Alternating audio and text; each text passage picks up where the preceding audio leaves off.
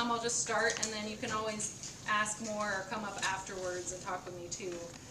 But in all of this, this is, I'll share with you what I think based on my research, but I'm also really interested in hearing your thoughts and your experiences. This is a quick question that I'll be able to answer right away. So this asks for the name of the woman who wrote the rule book that became the card.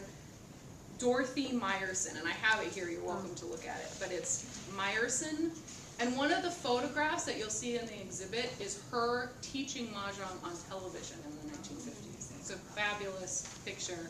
I've looked really hard to find that original footage, and I think it's been destroyed, but there were also other rule books, and at least one of the other founders was also writing a rule book, so they worked together to become the rule card. I don't want to make it sound like it was only Dorothy who created the rule card, but she was a major figure in that, and her book has continued alongside the rule card for a while, for several years. And this question too, it says group of 200. I wasn't sure if that was a separate question, but if there is, you can. That was the same question. Okay. Another question was, did the 1920s decline relate to the Depression and the stock market crash? Great question. No, I don't think so, actually. Mahjong had really died out, but had burst as a bubble before the crash. It was really by 1927 at the very latest, you could say, the bubble had burst. And it was really more like 1925 is when you start to see a very sharp decline in the overall number of sales of sets. People have moved on to other kinds of recreation, and I think that there were, again, multiple reasons for that. I think that this game had particular resonance with this moment, this early 1920s moment, that had changed. And but again, people did continue playing the game, and people continued playing it during the Depression too, particularly if they already had sets that they purchased. But the late 1930s is when you start to see sales again.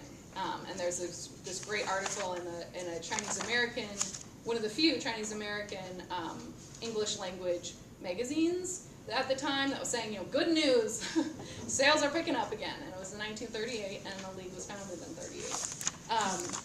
So also, great questions. These are like hitting some of these good FAQs. Does the spelling matter? It's a great question. It's really confusing, and no. It basically, you're talking about the same game no matter which spelling you use. The reason that there are proliferation of spellings is in part related to this early history of trademark infringement and lawsuits, so that again, Babcock marketed this game really successfully, very extensively, with 2 G's on the end of it. And so there are a lot of other competitors trying to tap into this market at the same time who are using the 2 G's. He's trying to prevent that. But there's also people who are just importing it themselves separately, who then are seeking to market it under names that would also be still recognizable by an American consumer. And so you get a lot of variations. The most ridiculous one that I saw was it was a cheap game, it was an inexpensive game that was, the way that it was written was something like MEHYUNK. And then it was like, but pronounced like Mahjong. So they were just trying to get around this copyright issue. And then you have other marketers saying it's actually Mahjong, which is more similar to how it would have been pronounced in certain dialects in Chinese, and on and on and on and on. So I personally use, when in my own writing, I just use MAHJONG as one word, because that's like not associated with any particular marketer. It's kind of a generic term. You will find that spelling in the 1920s as well as in the 1990s. So there's some continuity, which is why I've just gone with it, but that's the origin of this. Does it translate? Yes, so you mean into Chinese? What is the name of Chinese? No. Well, so this is also interesting. The original name of the game was Ma Chui, which is also pronounced differently in northern China and southern China. But that was the original word, Ma Chui, which is transliterated M-A-Q-U-E. And in the Cantonese area, that could be more similar pronounced to like Ma Chuk. So you'll see in the 1920s, it advertised as Ma Chuk as well, because that was similar to this pronunciation. However, by the turn of the century, it looks like there is some, particularly in the northern areas, you start having it also called Majiang, and that is obviously more similar to Mahjong. And it can, in Shanghai, it's also known as Penghe and Penghu. So there are different names, but where exactly do these early marketers get Mahjong? Probably from Majiang, but we don't, that evidence does not exist. We don't know. A lot of this is very murky and is the result of a lot of trying to pour through specific details and figure it out as best you can. But was the question about meaning? Yeah, what does it mean? Oh, I'm sorry. So, good question. Yes, but it's not. People will say, this game means sparrow, and that is basically true. But that's because of the way that the name evolved in some way to become a little bit more sensical. It's probable that original name, Ma Chui, was not super sensical. It was a combination of, again, these different names of games and didn't have a lot of meaning because it is about, it could represent hemp, it literally meant hemp general. Those are what the characters meant. So it probably was just the name of the game rather than a specific meaning. But over time, as humans, we tend to want meaning. I think that the name of the game adjusted in part to create that sense of meaning. So then it became a bird that the name of the bird is a bird that lives in hemp, and it's basically a sparrow. Is that why the bird is on the bamboo? That's an interesting question. The bird evolved early in the game. Game experts have been interested in this evolution because it's not clear, right? I mean, why wouldn't it be just one? I'll tell you what I think to make the most sense. But again, this is the kind of thing that is very murky, and that is just pieced together, and this is the best that we can imagine based on the evidence we have. The tiles on Mahjong, which I'll wonder if I can start over. The tiles on Mahjong are evolved from money suits. Widespread, cards on the decorations on the tops of cards were often suits of money, and because these were gambling games, and these suits probably evolved out of representations of money. So that at the time, Chinese coins had holes in the middle that you would string together. So you would have a tail of coins. That was a specific amount of money. And so probably the dots were originally coins. Probably the bams were actually strings of coins. Probably, well, we know that the cracks or characters is yuan, which is units of 10,000. So it's just saying a lot. And if you look at I don't have a picture with me, but there are some very, very old sets that have something that you wouldn't recognize as a bird today. It's kind of like a swoop, and then one dot at the top that looks like a coin or also looks like an eye of a bird. And it seems very possible that over time these different craftsmen who imbued the sets with a lot of their own style and beauty, particularly before the age of mass production in this massive American market, they were very individualized, and it's probable that it eventually, it started to look like a bird and it became its own thing. So again, we don't know for certain, but that seems pretty logical. So that's my guess. That's the version I believe. But there are other possibilities. And so this other person also has another great question. I'm gonna wait just because to get more people's questions. Were the same people anti-immigrant and pro-Mahjong, or was it a divide in the United States? Great question, great historical question. So we talked about how there was this interesting and not obvious simultaneity of anti-immigrant sentiment and this Mahjong craze. In fact, no, there was not. That was not what the divide was over. Some people in the United States were against this Mahjong craze, and I can talk about why. But that was more because they perceived it as a gambling game, or increasingly then like a frivolous game of women. But it was, and people did talk about it as also a foreign game.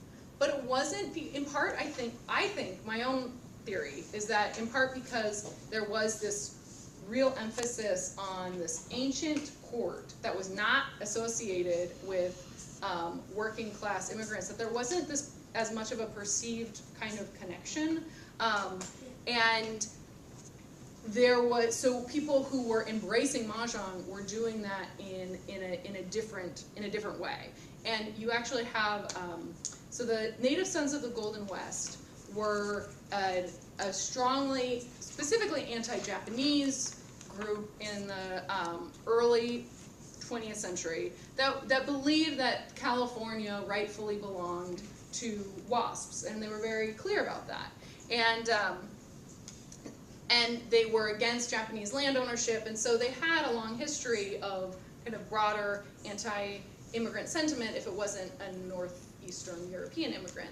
And they had a women's auxiliary, and they dressed up in Chinese costume and danced to the song Since Ma is Playing Mahjong at one of their performances. So they were obviously into it. In fact, but this was a real, and it was a complicated cultural terrain. And Chinese Americans also perceived this as an opportunity to improve the image of China and Chinese people in the United States, and intentionally tried to use it that way too. They actually, the competing Chinese American men's fraternal group at the time was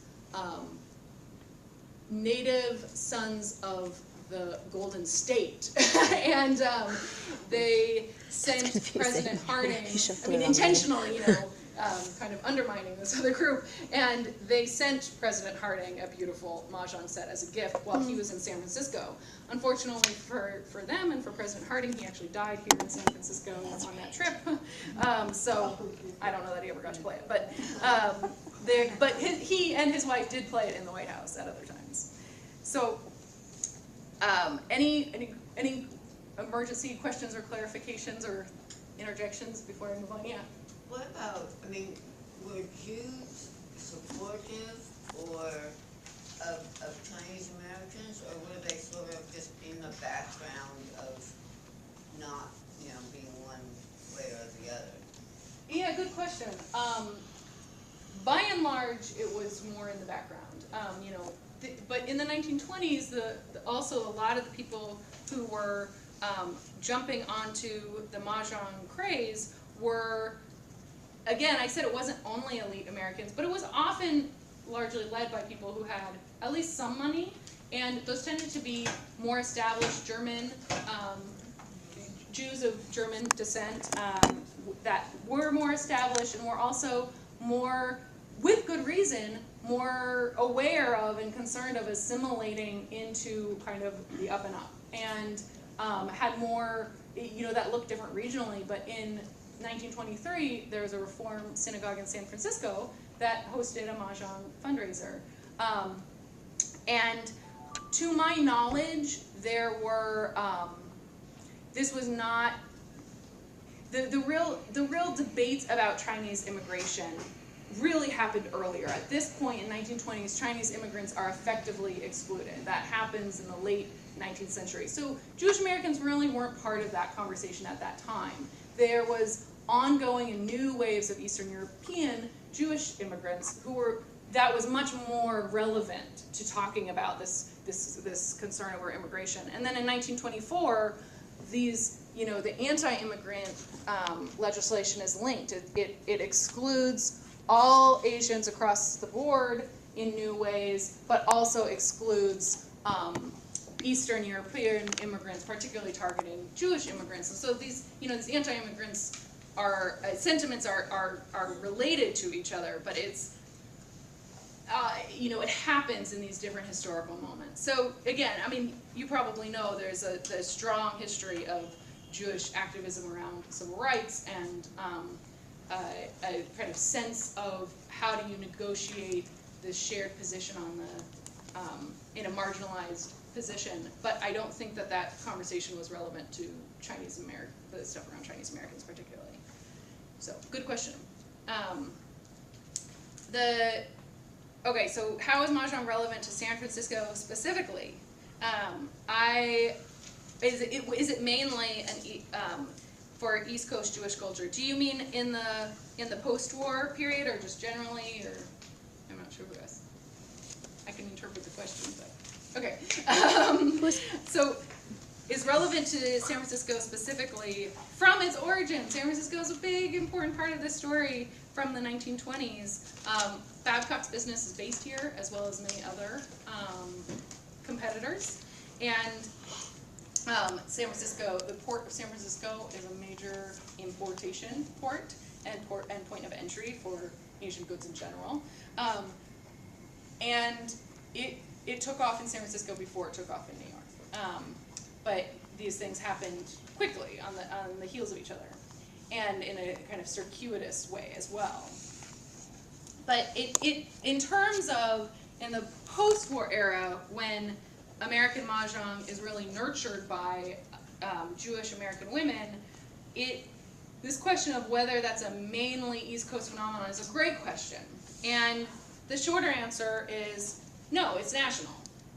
The longer answer is that the map of population is changing in this post-war era, and there's a lot. New York remains the population center, not just Manhattan, of course, but also the boroughs, and then also the surrounding regions like New Jersey, Philadelphia, Maryland. But there's increasing populations elsewhere, and Los Angeles emerges as, in 1960, is the city with the greatest population of Jewish, it has the largest Jewish population in the world behind only New York and Tel Aviv. So Los Angeles has exploded in population in general, and particularly for Jewish Americans. So they migrate in the post-war era to several key, the migration tends to remain in urban areas, and it tends to target certain key places. LA, Miami, Detroit also grows in size in the suburbs around Detroit.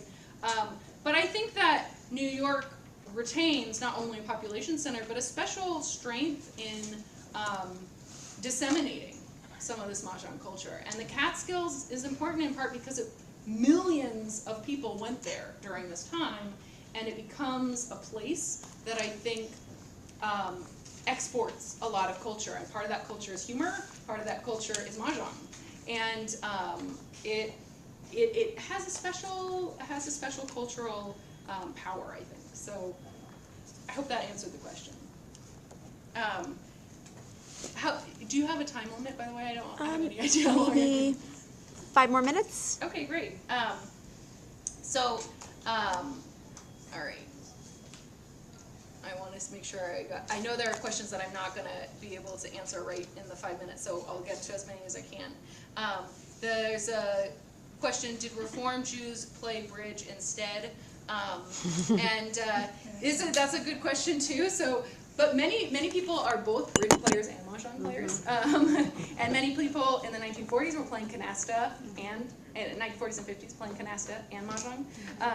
So Mahjong coexists with many different games. And there was absolutely Mahjong in Reformed communities.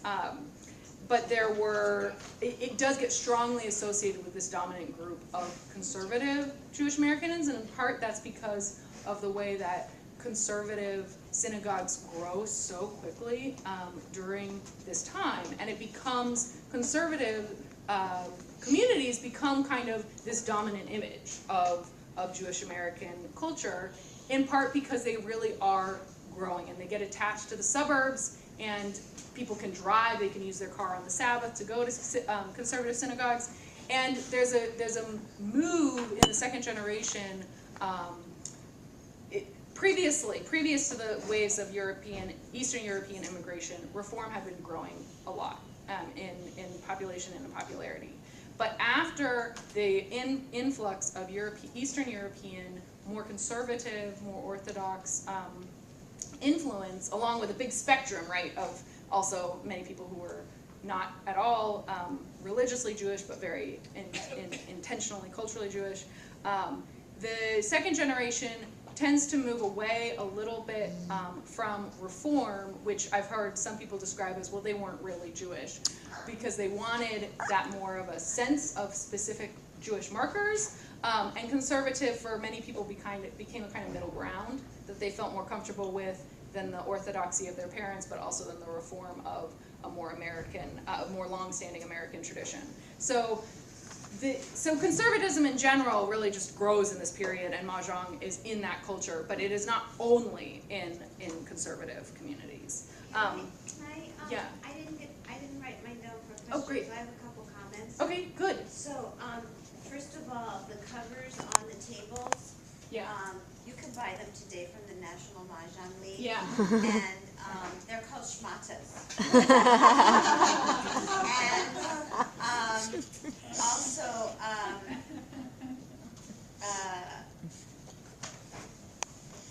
I had always heard, and now I know I've been corrected because I realize you are the source.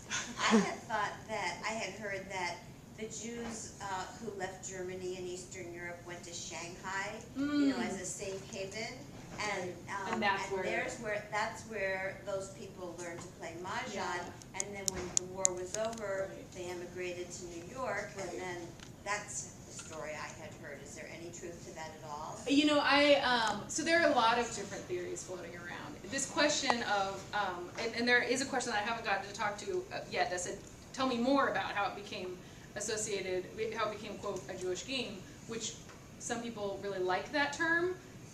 Some people really embrace this idea of Jewish mahjong, and some people get very upset if you call it Jewish mahjong. And so there's a very individual relationship to that. But so I am happy to talk more at length also with anyone after the fact. But there are a lot of theories. This is a question that initially brought me to the topic. It's kind of a million-dollar question of why did this happen? How did this happen? It's not obvious. And Shanghai is one of those theories. It was one that I was particularly excited about because it would have been a great smoking gun, and it would have really nicely brought this whole transnational story together. And I have not been able to find any evidence of that. If you know of if anyone runs across, send it my way. But it's really an American story, how that happened, where that happened. Yeah. And two more things. One, you can play mahjong online, not as solitaire. Yes. Yeah, with other people. I talked about that last week. You Right. can actually play with living people. Definitely. And the last thing is, today, I've been playing for quite a while, we just call it maj. Yeah. It's a common way, like, Yeah. we want to play maj. I mean, a mahjong is the word, but Yeah. that's sort of the vernacular that is commonly used. So one of my, so yes, thank you for clarifying online. You absolutely can find interpersonal players, but in terms of like what people think of as computer mahjong, it's very often it's this solitaire game. But I would love if you know of folks, or you yourself played in the 1950s or earlier, and you can remember what you called it then. I'm really interested in this question of mapping. Who was calling it what, where, when? And as far as I've been able to find out, again, this may change with evidence, but as far as I've been able to find out, Maj as a nickname was more common outside of New York than in, and that's changing now that there's so much more communication and circulation, and people are moving even more and are in even better communication with each other, that now it's kind of everywhere. But back in the day, I think that it was more common like in Detroit area than in Brooklyn, but I may stand corrected, and I would love to be corrected if I can get more Well, my information. mother played in the 50s, and she actually had those pointed Yeah. glasses, and she called it mahjong. Right, and where was she? Huh? Washington, D.C. Washington D.C. Okay, yeah. So I think it was probably a regional Mine was vernacular. Brooklyn and it was mahjong. Only. No one would ever say Right. maj. That's what I've heard. I Mine only heard Cleveland that and it was recently. Maj. Oh, Your Midwest. family called it Maj? And where were they? Cleveland. Okay, so I think it might be like kind of more of a Midwest thing. I don't know. I think it's real. I'm interested though. So let's, if we have time, to at least give a couple of sound bites to that Jewish question, because I think a Yes. lot of our visitors here coming to the Contemporary Jewish Museum might Yeah. have that specific question themselves, and then we'll Okay, wrap great. up and, Yeah. great. So just to kind of recap what was in the talk, I think that it became Jewish, particularly in these key moments. The root of how this became Jewish American game is the 1920s, because that is the entry of the game in the United States, and Jews were among the many millions of people who were playing it. And that was the roots then of the founders of the league, who had continued playing the game. So in the late 1930s is another moment when that connection gets solidified, when the league is founded by a core group of Jewish American women. And then in the 1950s and 60s, I mean, there's not a single answer to that question, I guess. But I think that this basically happens in three parts. And In what? in three parts in these moments. And the 1950s and 60s is when it really flourishes and takes deep, widespread root in Jewish American women's communities across the nation and across Canada, or maybe not across Canada, but certainly in parts of Canada as well. And it is ubiquitous because of the way that it taps into, I think, a combination of suburban culture and women's social needs in a potentially isolating situation, as well as then philanthropic networks, where it becomes a way to participate in and promote community involvement, as well as particularly then in the war years, national patriotic war effort, but in the later years, community philanthropy. And it then takes on a life of its own, and once it gets associated with a group of people, then the people in that group are also likely to be drawn to it and come across it, and people outside of that group are thinking that that might not be for them because they don't identify as part of that group. So then it builds its own momentum. So it's not a single soundbite, but that's based on my research. That's as much as I know. any last pressing questions? It's the quick one. Has mahjong become a game of the more affluent and retired now that women are working?